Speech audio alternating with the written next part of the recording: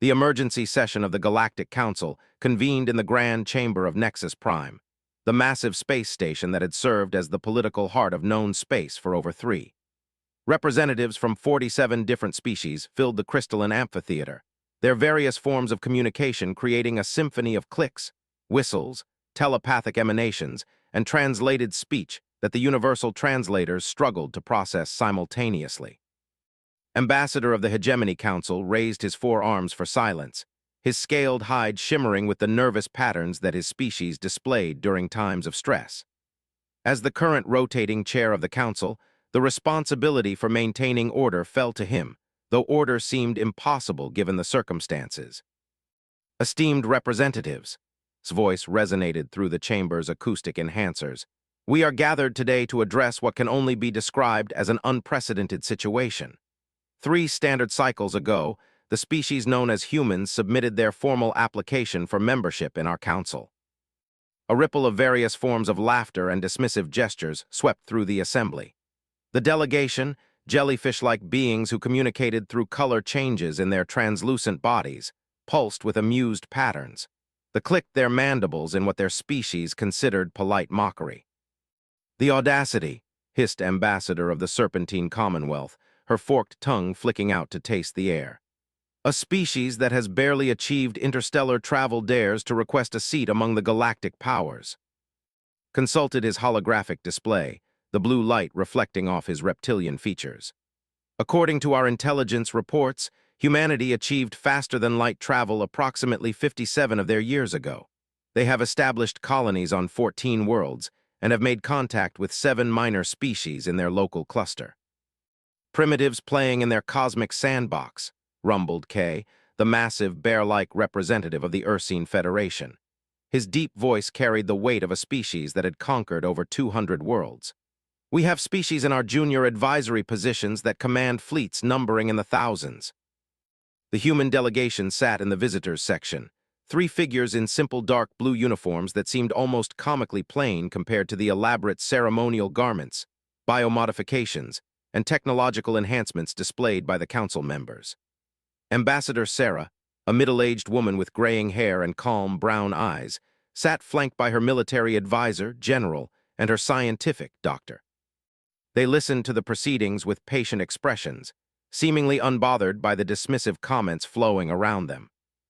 The humans claim technological innovations worthy of our attention, continued, scrolling through the application documents.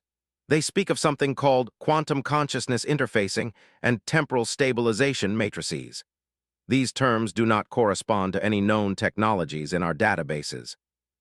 Primitive species often invent grandiose names for simple concepts, interjected the crystalline representative of the Silicon Collective, its voice a harmonic resonance that required special equipment to translate.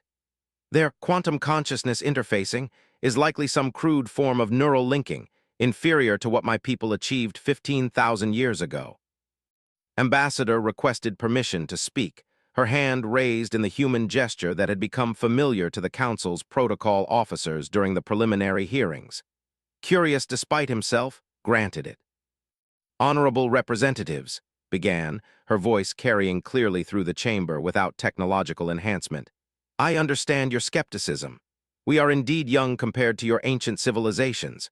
We have not conquered hundreds of worlds or commanded fleets that darken the stars. At least the primitive acknowledges its limitations, muttered the cephalopod-like representative of the Deep Current Alliance. Smiled, an expression that several species found unsettling due to the baring of teeth. We have, however, achieved something that I believe will be of interest to this council. We have successfully weaponized human creativity. The chamber fell silent.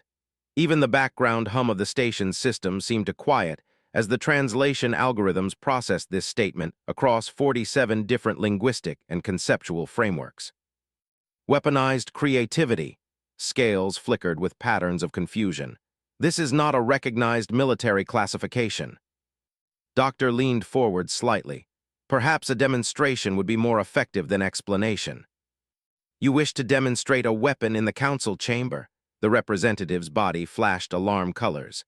The security protocols would be completely ineffective. General spoke for the first time, his voice carrying the quiet confidence of a career soldier. What we're about to show you exists in a state of quantum superposition until observed. Your security systems cannot scan for weapons that don't technically exist yet. The chamber erupted in various forms of outraged communication. The began rapid-fire clicking that the translators rendered as a stream of profanity. The gaseous nebula confederation's representatives shifted into an angry purple hue that filled their containment suit. Raised all four arms again, demanding order. This is highly irregular if you are threatening this assembly. We're not threatening anyone, said calmly. We're simply going to think. Before anyone could respond to this bizarre statement, the three humans closed their eyes simultaneously. For a moment, nothing happened. Then Doctor began to speak in a voice that carried an odd, harmonious quality, as if multiple people were speaking in perfect unison. Scenario 1.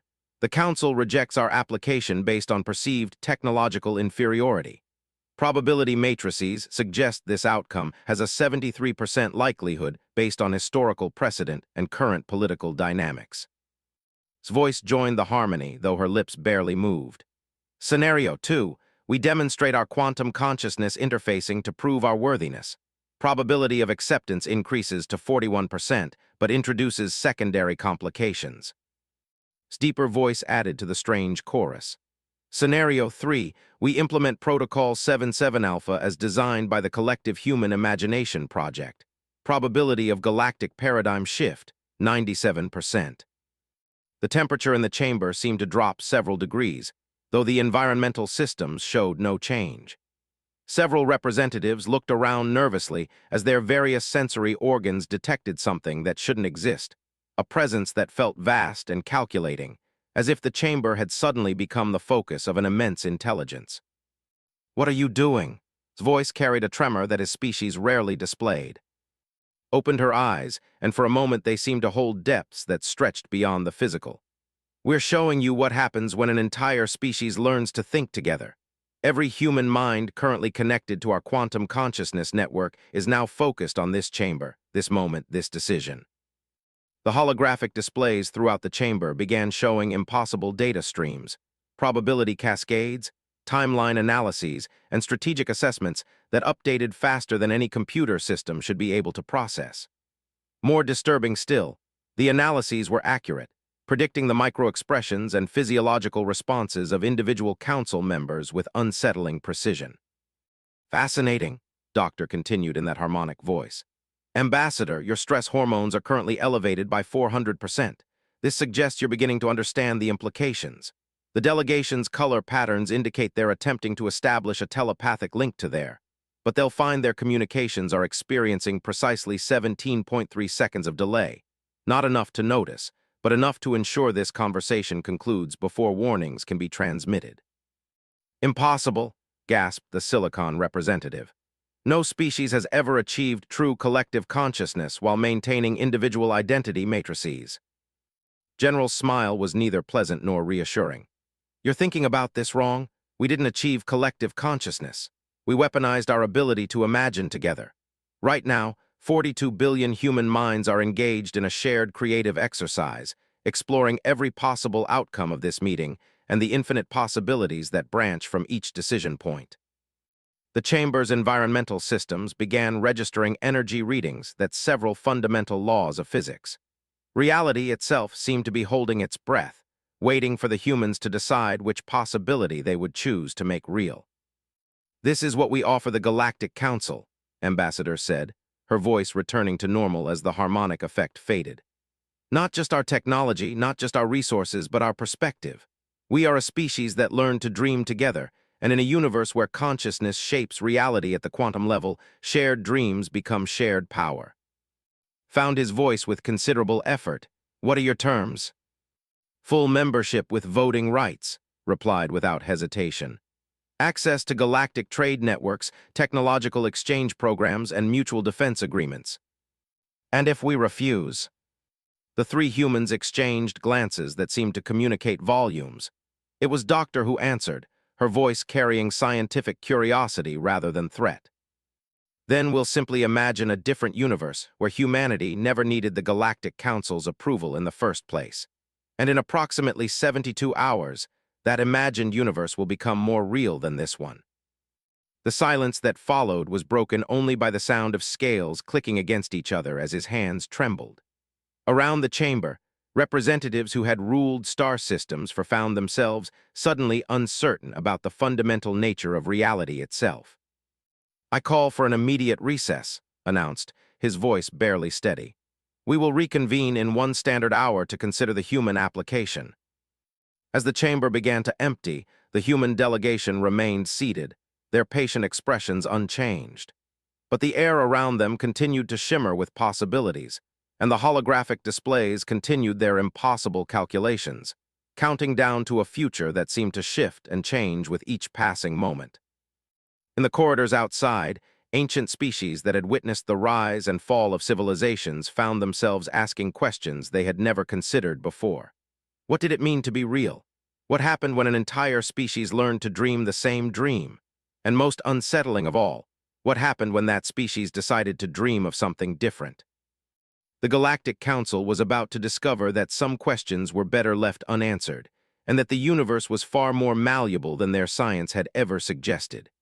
Humanity had arrived, not as conquerors or supplicants, but as architects of reality itself. And they were just getting started. The private chambers of the Galactic Council's senior members buzzed with frantic activity during the recess.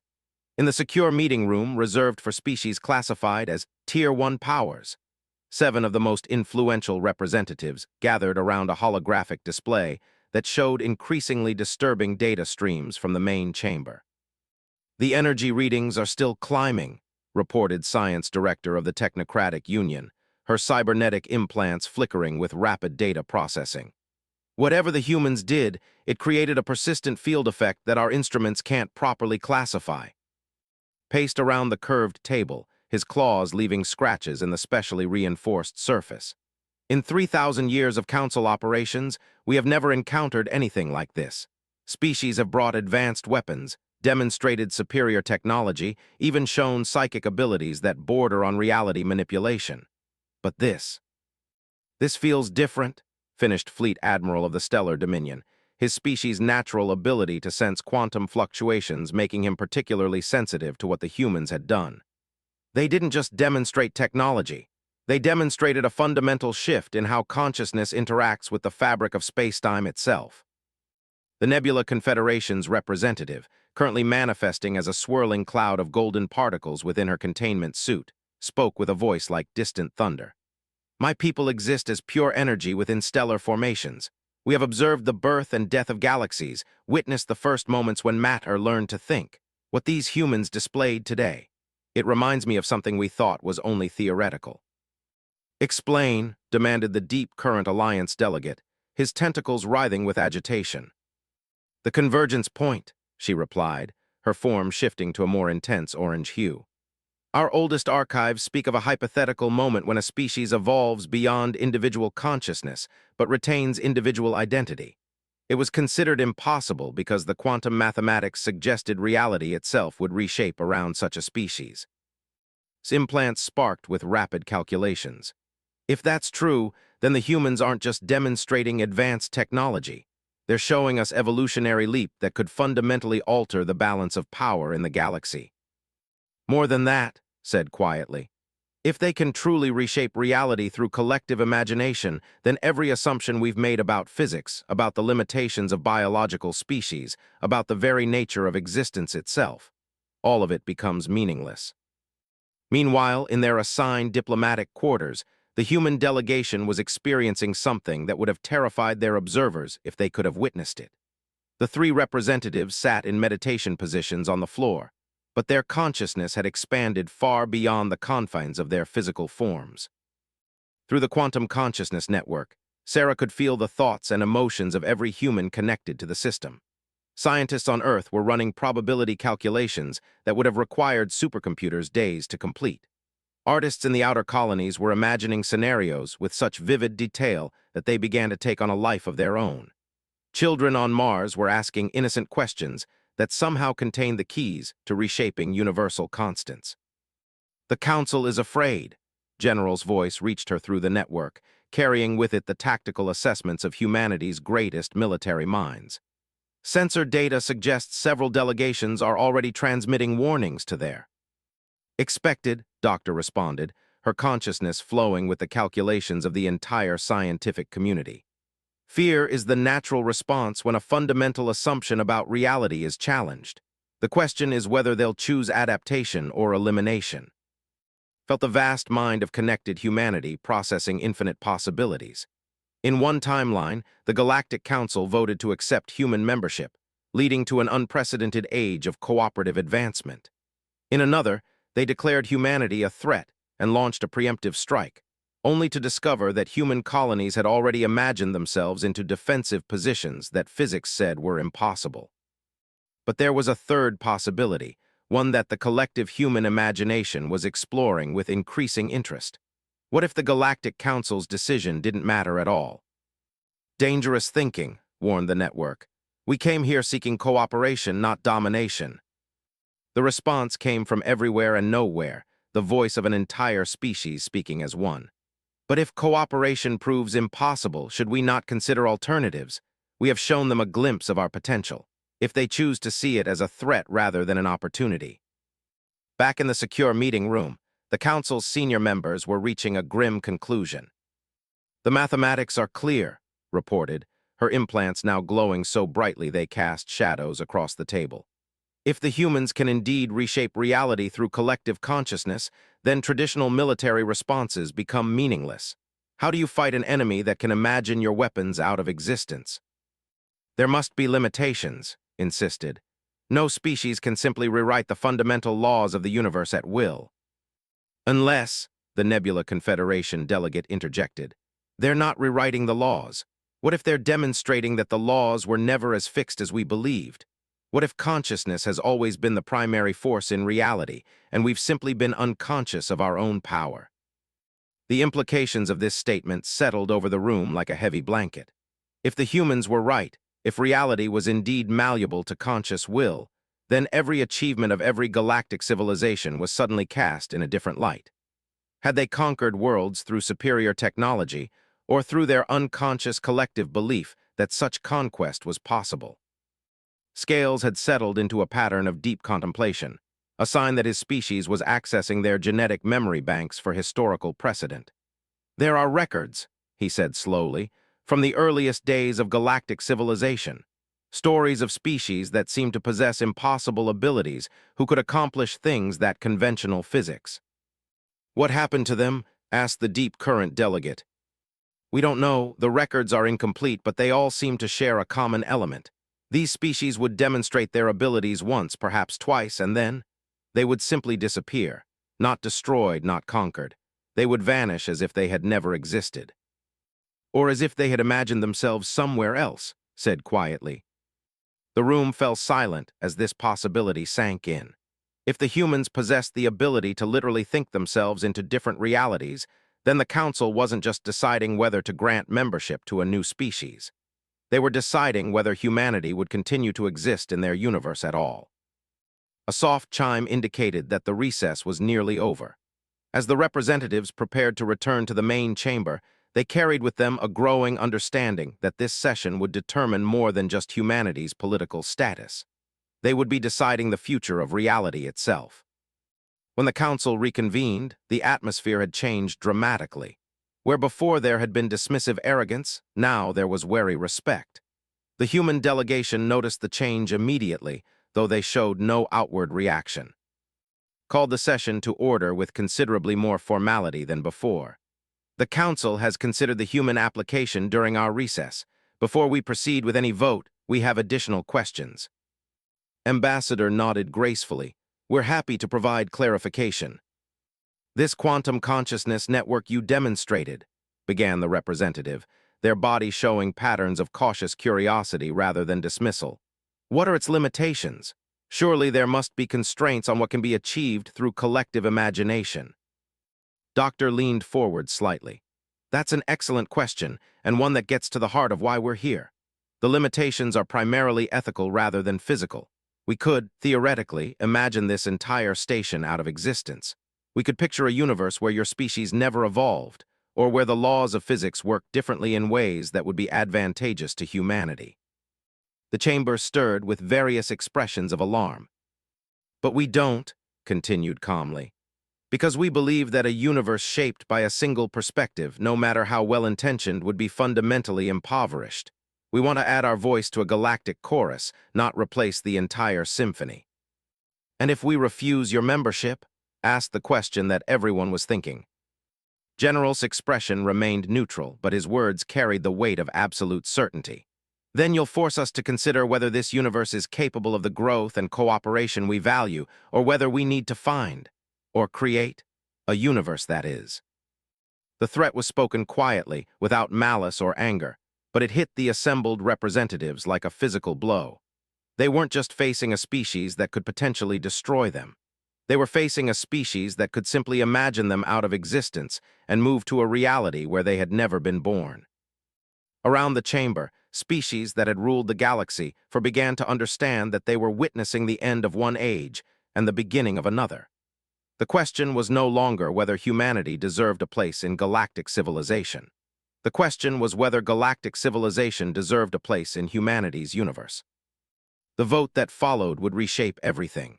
But as the representatives prepared to cast their ballots, many of them wondered if their decision mattered at all, or if the humans had already imagined the outcome they preferred and were simply waiting for reality to catch up. The voting process that followed was unlike anything in the Galactic Council's 3,000-year history. Representatives who had routinely made decisions affecting billions of lives found themselves paralyzed by the implications of this single choice. The chamber's atmospheric processors worked overtime to compensate for the various stress pheromones, electromagnetic emissions, and thermal fluctuations being generated by 47 different species in states of existential crisis. Initiated the formal voting sequence, his clawed fingers trembling slightly as they moved across the holographic interface. "The question before the Council is whether to grant full membership status to the species known as humanity. Please register your votes now." The voting display materialized in the center of the chamber, showing a complex three-dimensional matrix that tracked not just yes or no votes, but also the degree of certainty each representative felt about their choice. As votes began to register, patterns emerged that revealed the deep fractures this decision had created within galactic society. The younger species, those who had achieved interstellar travel within the last 5,000 years, voted overwhelmingly in favor of human membership.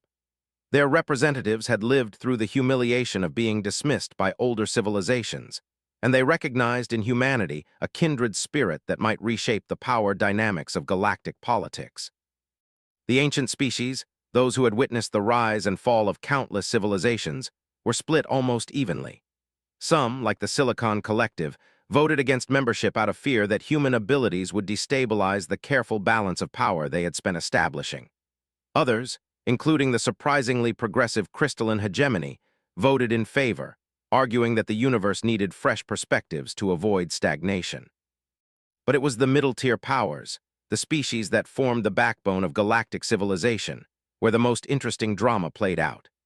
These were the civilizations that had worked for thousands of years to earn their place at the council table, climbing slowly through the ranks of galactic society through a combination of technological advancement, military might, and political maneuvering. Ambassador of the Serpentine Commonwealth cast her vote with visible reluctance. Her species had spent 3,000 years building their reputation as master strategists, only to watch three humans casually demonstrate abilities that made their greatest achievements look like children's games. The sting of obsolescence was almost physical pain for her. The Ursine Federation's representative, K, surprised everyone by voting in favor of human membership. When questioned by his peers during the brief discussion period, his explanation was characteristically blunt. "If they're going to reshape reality anyway, I'd rather be inside their universe than outside it." As the votes accumulated, a disturbing pattern began to emerge. The final tally stood at 23 in favor, 22 against, with 2 abstentions. Under normal circumstances, this would represent a clear victory for human membership, but these were not normal circumstances. The Nebula Confederation's delegate had abstained not out of indecision, but because her species' nature as energy beings allowed them to perceive something the others could not. "The vote is irrelevant," she announced, her golden form pulsing with patterns that conveyed certainty beyond doubt. I can see the quantum probability streams, and they all converge on the same outcome. Humanity has already been accepted. Our votes are simply the mechanism by which this reality is expressing itself. This statement sent a chill through the chamber that had nothing to do with temperature. If the humans were indeed manipulating the voting process through their quantum consciousness abilities, then the entire democratic foundation of galactic civilization was meaningless. But Ambassador's response surprised everyone. "We didn't influence your votes," she said, standing to address the assembly with quiet dignity. "We could have, but we chose not to. The abilities we've demonstrated today come with responsibilities that you don't yet understand." Doctor activated a holographic display that showed complex probability matrices flowing in real time. Every time we use our collective consciousness to alter reality, we create ripple effects throughout the quantum substrate. If we had forced this vote to go our way, we would have violated the free will of every being in this chamber. And a universe without free will is a universe not worth inhabiting. "Then how do you explain the Confederation delegates' observations?" demanded the Silicon Collective representative. General smiled, an expression that was becoming increasingly unsettling to the assembled aliens. "Because we didn't influence the vote, we influenced everything else." The implications of this statement began to sink in as the humans expanded their explanation. They hadn't altered the council members' decision-making processes, but they had subtly adjusted the circumstances leading up to those decisions. Transport delays that ensured certain representatives arrived in better moods.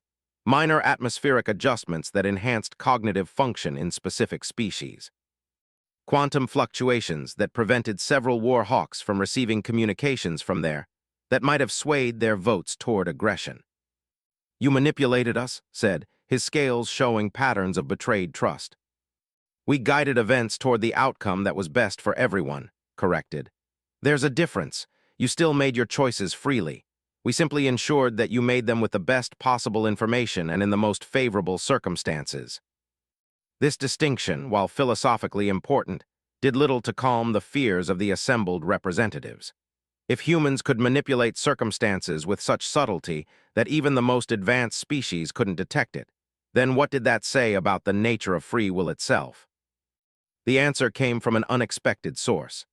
The Deep Current Alliance delegate, whose species had remained largely silent throughout the proceedings, suddenly rose from his position. His tentacles writhed with patterns of communication that the universal translators struggled to process. "We have been thinking about this incorrectly," he announced. "We have been asking whether humanity deserves a place in our civilization, but the real question is whether our civilization deserves to continue existing in humanity's universe." The chamber fell silent as this perspective shift reverberated through 47 different ways of thinking. The humans had not come as supplicants seeking admission to an exclusive club. They had come as the new architects of reality, offering existing civilizations a chance to participate in the universe they were creating. "The old ways are ending," the Deep Current delegate continued. "For 3,000 years, we have believed that progress comes through competition, that advancement requires one species to surpass another. But humanity offers a different model. They show us what becomes possible when an entire species learns to think together, to dream together, to create together." Looked around the chamber, seeing his own thoughts reflected in the expressions and body language of the other representatives. "What are you proposing?" "Not a vote on human membership," came the reply.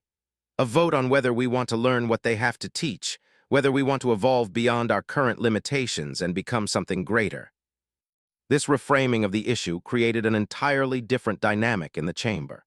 Instead of seeing humanity as a threat to their existing power structures, the representatives began to consider the possibility that they were being offered an opportunity to transcend those structures entirely.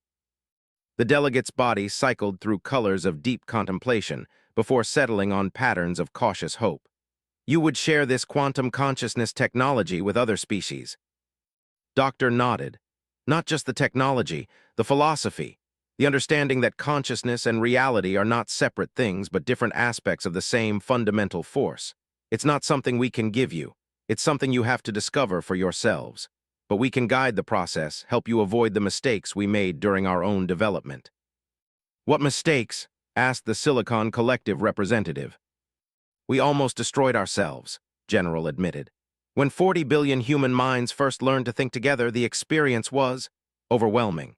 We created temporal paradoxes, accidentally erased entire possible futures, nearly imagined ourselves out of existence on 3 separate occasions. It took us 50 years to learn how to use this ability responsibly. This admission of vulnerability did more to reassure the Council than any demonstration of power could have. The humans weren't claiming to be perfect or infallible. They were offering to share both their successes and their failures, to help other species navigate the same evolutionary transition without repeating humanity's mistakes. When the new vote was called, the result was unanimous. Not a vote to grant humanity membership in the existing Galactic Council, but a vote to transform the Council itself into something unprecedented. A truly cooperative galactic civilization where consciousness and reality were shaped together by all participating species. The formal ceremony that followed was brief but profound. As ambassador took the oath of membership, she did so not just for humanity, but as the first representative of a new kind of galactic citizen. Her words were simple but carried the weight of revolutionary change. I swear to use humanity's abilities not for our benefit alone, but for the advancement of all conscious beings. I promise that we will share our knowledge freely, guide other species through the consciousness transition, and work together to build a universe where imagination becomes the foundation of civilization itself. As the ceremony concluded, the representatives began to disperse, but the conversations that started in the chamber would continue for years to come. They were no longer just discussing trade agreements and territorial disputes. They were planning the next stage of galactic evolution. In the weeks that followed, the first interspecies consciousness-sharing experiments began. Volunteer representatives from different civilizations learned to link their minds with human guides, experiencing firsthand what it meant to think beyond individual limitations. The results were extraordinary. Breakthrough discoveries that had eluded scientists for centuries were achieved in days. Conflicts that had raged for were resolved through enhanced empathy and understanding.